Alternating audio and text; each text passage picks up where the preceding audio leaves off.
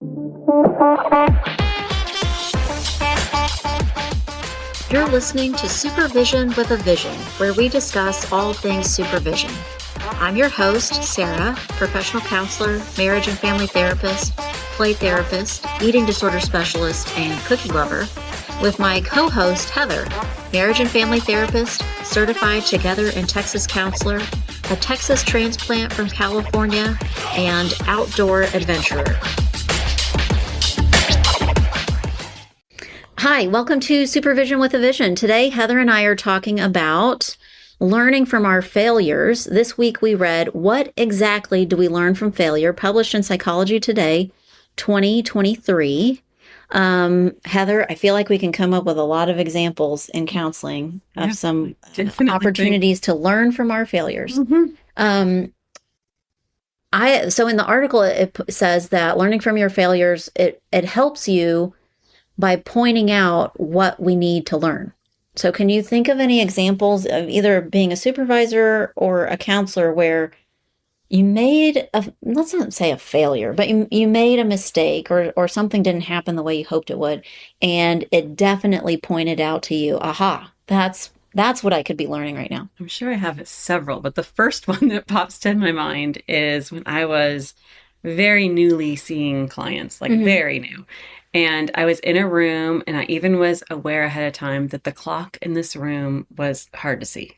And so I was like, okay, well, it's hard to see. All right. So went in with this family. It was one of the first times I did like a family session. So balancing lots of things in a room is tricky. A lot going on. And I remember being really in depth with this family and them talking and me kind of like trying to glance at the clock and not being able to see it, but kind of just trying to pace myself and how much deeper we're going to go and all these things. And I thought that I'd only been talking to them for 20 minutes. Like I thought I was getting so much information and I'm not even able to track all of it. You know, there's so much stuff. And then when we wrapped up and finished, I had been in session for an hour and 40 minutes. Oh my goodness. And no one... Did you feel it? Did it feel that long? No, I was so caught up in all the details that it wasn't. But at the end, I remember thinking, oh, I'm antsy. Like my body is antsy. Yeah. Like I need to get up and move or whatever.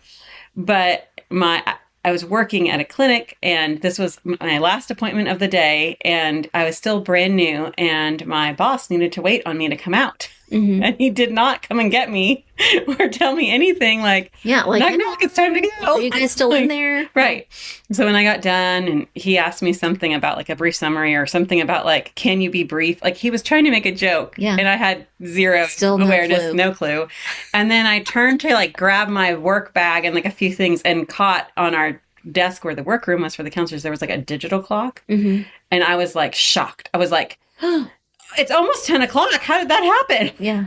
He was like, well, you started at 7:30 and you were inside. I worked backwards and I was already going to say, did you start at like 7:30 or 8 o'clock? Did you learn from that? Yes. I mean, I do still see, in fact, last night I saw 7:30 client, but they are far and square in between. Like, yeah. Don't make the... let me think. So many weird or bad situations. Funny sometimes. Right. Sometimes funny. One time, one of the hospitals that I was working at, I led, this tells you I was young and new because I regularly worked every single Saturday. Oh, wow. Okay, yes. You were very new. And one of the things on the schedule for Saturday was a multi-family group. Okay. So a unit full of kids, and the people that could come to this group were all of the kids and all of their family members that showed up. Yep. And so the first thing that I learned from this group was that there is certainly a limit to how many group members you can have. How many people can be in the room? Okay. Maybe I could twist this and say that this is a compliment that the week to week, the group just kept growing. Right. They're like, oh, this is great information. Yeah. People, we went from, I don't know, something that felt doable, 15-ish, to I got to a point one weekend where I counted 50. Oops. And this is more of a lecture. I could already tell that this was a pretty, so I didn't do, being a play therapist, and from the beginning, I was doing things that were interactive, Right. and but I did have to adjust. I kept adjusting. Okay, well, if you could do that activity with 4 people, but you can't do it with that many. Right. So I kept adjusting the activities. But when we got to about 50, I went to my boss and went, this isn't working. We can't do this anymore. And she said, okay, well, don't worry. I'll fix it for next weekend. Okay.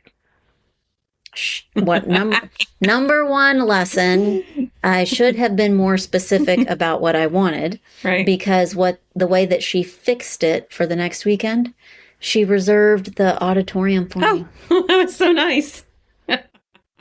Yeah. So, I had plenty of room, Right. still trying to wrangle 50 people. Right. One weekend, the activity that I had planned for everyone was that we would do a psychodrama activity, Okay. family sculptures. Okay. And I explained the activity and we got going, and mistake that I learned from, I said, who would like to go first? Nope. Nope. A therapist needs to manage the situation Right. a little bit more than that. Right. So broad and so many people. So, of course, the first person to volunteer was not Right. who I would have chosen. Correct. But they start, and it's a young kid, and I asked him, okay, so pick someone in the group that we can use within your human sculpture, and this is going to represent dad, and this is going to represent mom, and this is so he picks a couple of people, and because he was young, I was guiding it, and I said, okay, so this is the person you picked for mom. Can you direct her? You're the director. Where you would like her to stand, how you would like her to stand, what is she doing? So he does that, and then we move on to dad. Okay, this is the person you picked for dad. What would you like this person to do? How would you like him to stand? And he says, pretend you're laying on the couch doing nothing, waiting for your check to come in the mail. Wow. And I went, oh, and the whole group, I mean, I did it in my head, but the rest of the group, 50 people went, oh, and I thought, oh, yep, mistake number 2, at least, right? How do we redirect from that, manage that, make it therapeutic, make it not embarrassing for this kid's actual dad who's in the group, so I learned from all of those mistakes. Later, I could appreciate that it was kind of funny that happened, but right there in front of everybody. I can think of one that had to do with going to a school to help with an IEP for a kiddo. IEP. Individualized education plan. And in California, when you went to these, number one, you had to be invited and you had to be kind of vetted. Does that make sense? I got a phone call from the school not really school, from the school psychologist. So they want to know you're legit. Yeah. Okay. And so, yes, okay, I'm coming in. So I went in for this meeting, and my first mistake was thinking that anyone in the room cared about what I was there, because they had this whole conversation about all the things they wanted to implement with the kid. And clearly this was already pre-decided before we got there, right? It was just more of a checklist, like check, check, check. Right. So you thought it was a working meeting. Right. And really it's a formality. Right. It's just formality. And again, why am I here if it's formality?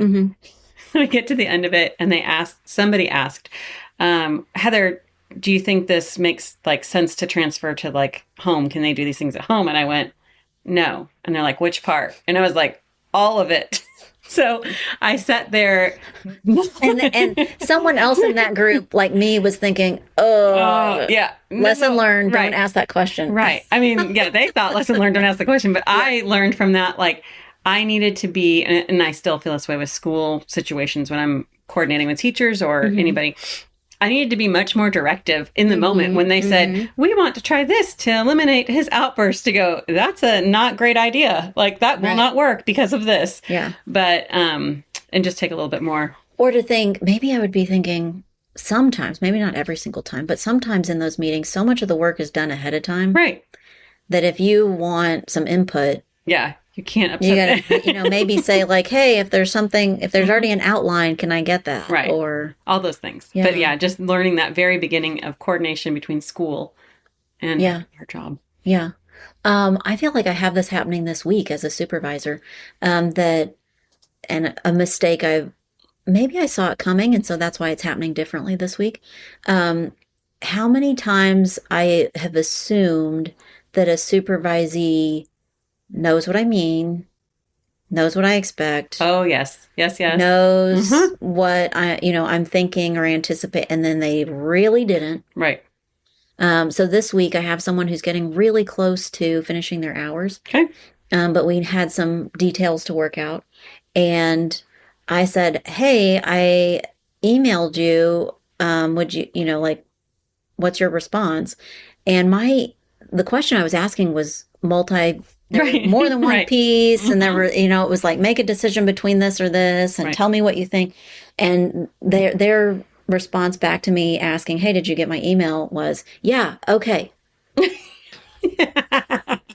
And I went, No, "No, that wasn't it. that's not an answer to a complicated multi-level question." Right. So going back and Yeah. confirming, or Mhm. that I'm trying to think of. I mean, it's happening this week. I don't know if it's ever happened where we maybe narrowly missed a snafu, or it Mhm. came. It I came- didn't, whoops, and they're yeah. like, no, that's not how That could have been works." better. Yeah. But I think that happens as a supervisor a lot.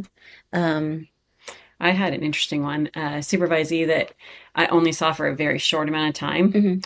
and didn't notify the board right away that I was no longer supervising her. Uh-huh.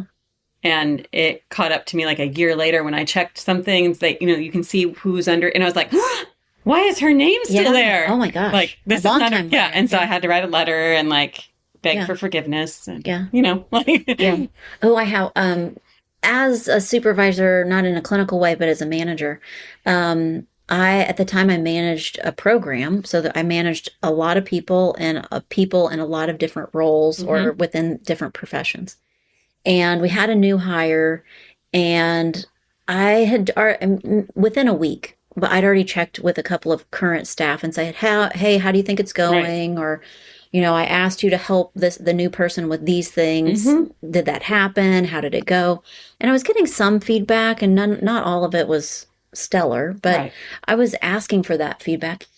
The end of the first week, someone finally calls me and says, "Hey, the new person is on the couch. They took their shoes off. They took a blanket from one of the clients, and they're now sleeping." Stay with us. We'll be right back.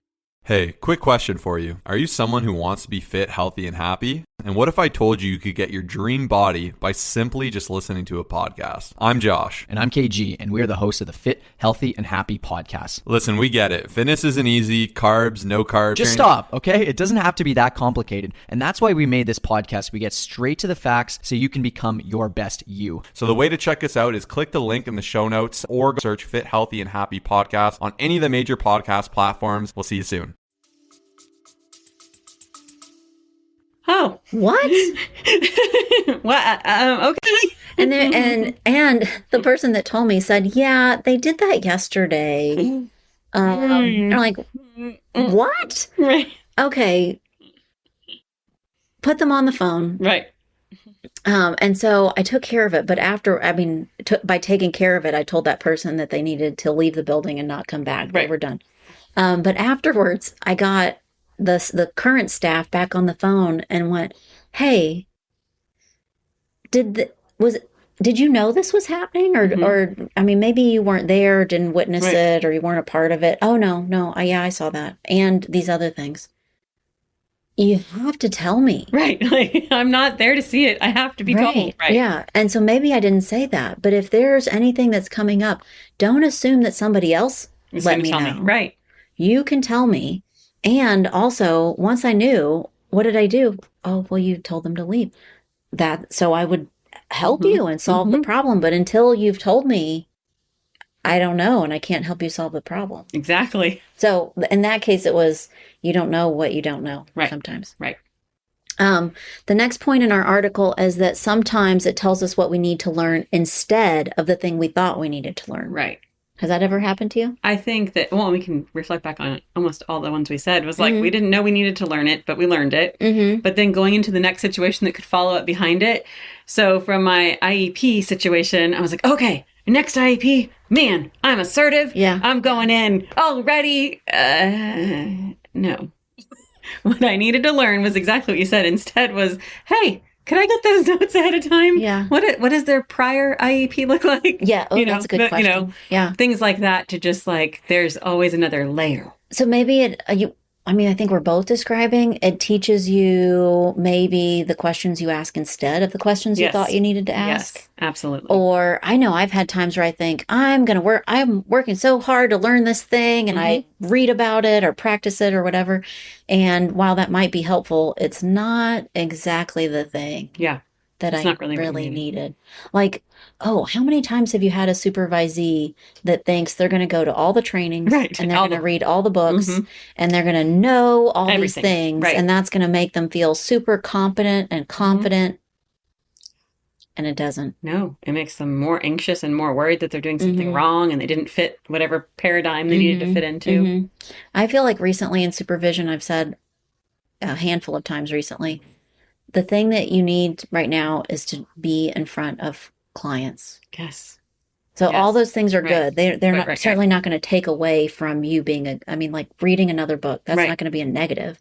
But the thing that you are really going to benefit the most from is Sitting in the room, this being other. there. Yeah. I have one that's clinic wide. I was over a couple of groups, kind of a curriculum coordinator for some of it. Mm-hmm. And one of the assessments we did with our adolescents was, have you ever used alcohol to cope? Have you ever used, like, it was all like, Oh, I very, love like, that example. kind of thing. Yes. But very quickly after you get those results back, of course they all check no.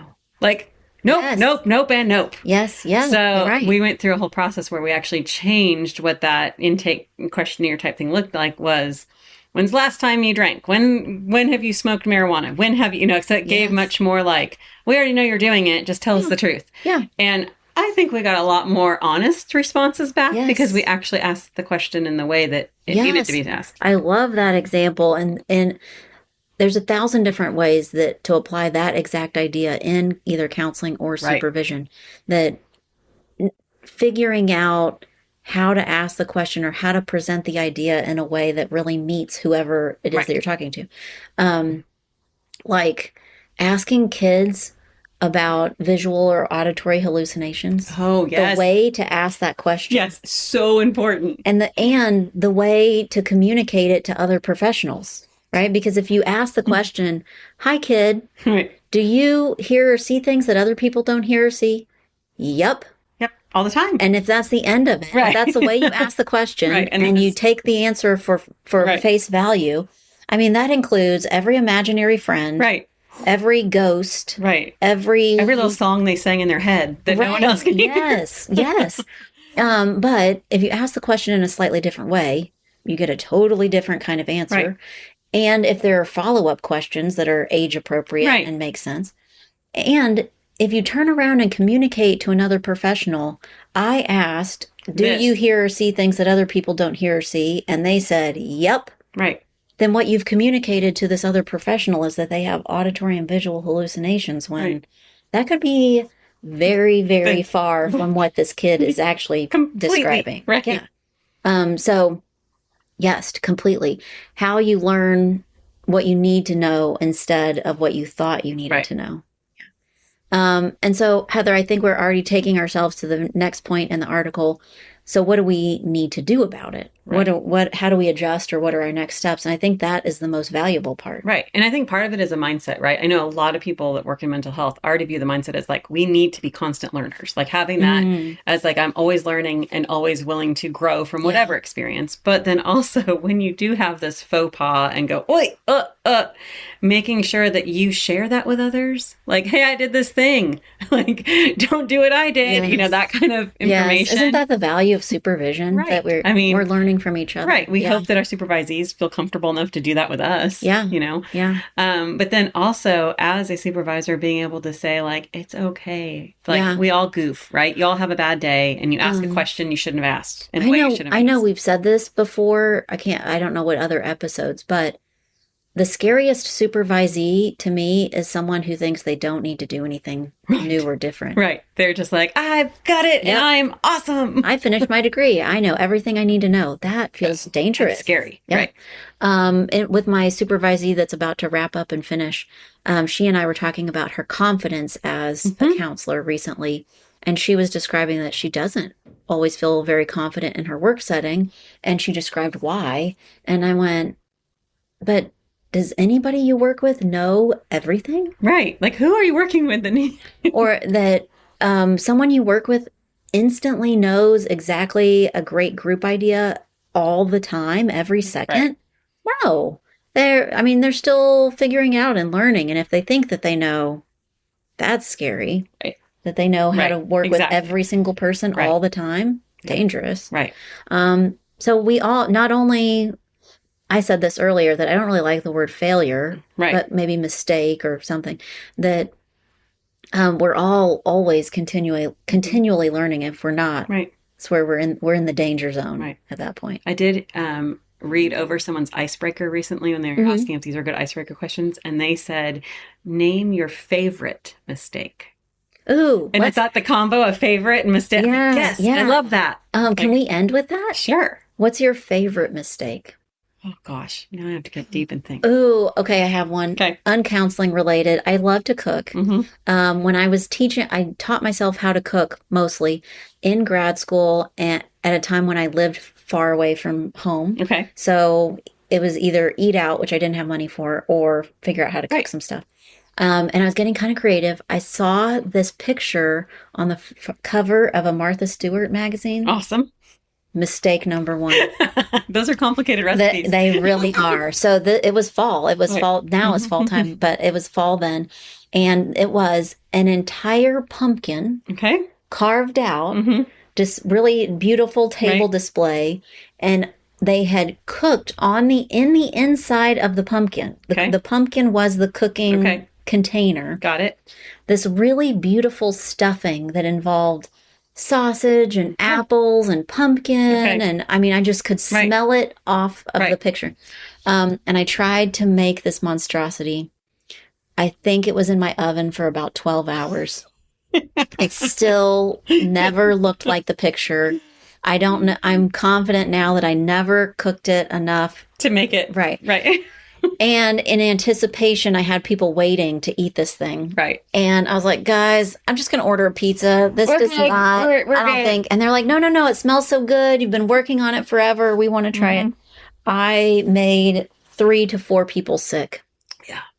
Sorry that happened. I didn't eat any. Right. You knew better. I knew You're like, better. That's not right. I don't think that's how that's Nope. supposed to be. So that's my favorite. And I also put this pumpkin in my car and drove it across town to these people who were waiting. And the whole time I was like, please do not hit the brakes too hard. I'll Go have a everywhere. giant pumpkin mess in the car. Oh my goodness. That was my favorite. Okay, that is really good. Cannot go after that. That is so good. The only mistake that I could think of that right off the bat was like, oh yeah, that was funny, but I continued on anyway, was on my wedding day, my dress started to tear a little bit as I was walking through a door, and I knew it. I knew it had caught the door, Yeah. but I just kept walking.